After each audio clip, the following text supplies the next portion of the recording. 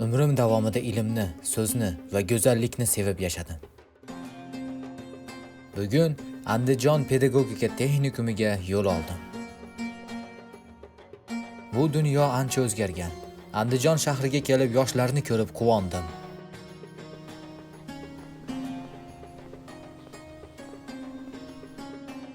Shahar ancha o'zgarib ketibdi.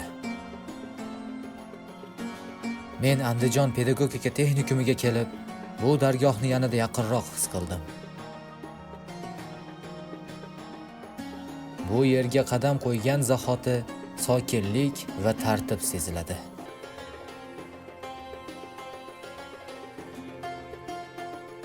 Bu maskan nafaqat bilim beradigan joy, balki kelajakni tarbiyalaydigan dargoh ekanligini his qildim.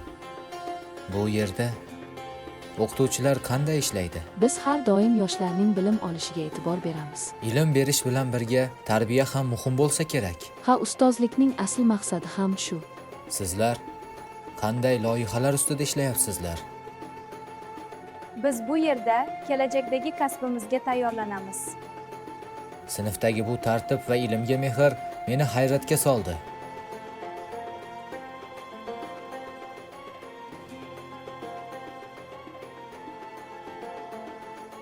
Sizlar kelajakda ulug'vor ishlar qilasizlar. Ushbu texnikum yoshlarni buyuklikka tayyorlaydi. Umid qilamanki, yoshlar o'z ilmi bilan kelajakni yoritadi.